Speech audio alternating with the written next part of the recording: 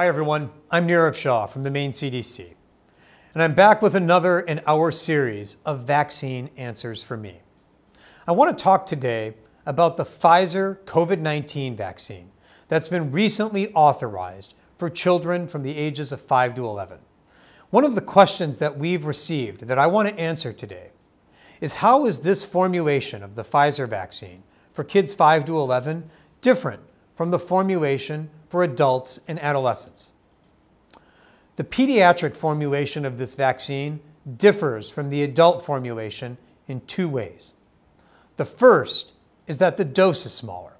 The dose of the vaccine is governed by the age of the child's immune system. And we know that for younger children, a smaller dose helps confer the same degree of immune system benefit as would an adult dose in an adult. For that reason, scientists have reduced the dose for the childhood vaccine.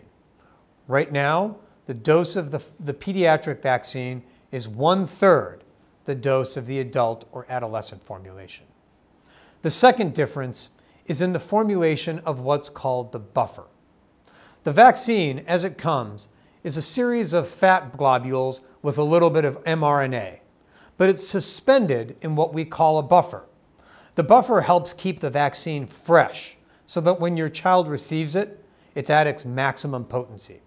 Scientists have recently discovered that with the Pfizer vaccine, they could use a more traditional buffer that does not require that the vaccine be stored in an ultra-cold freezer unit.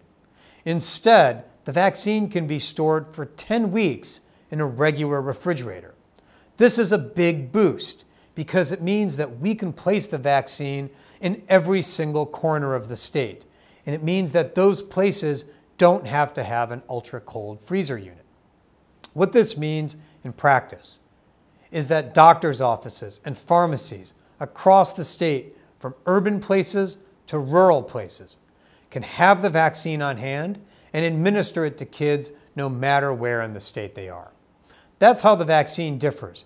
What isn't different is that the vaccine is safe and effective.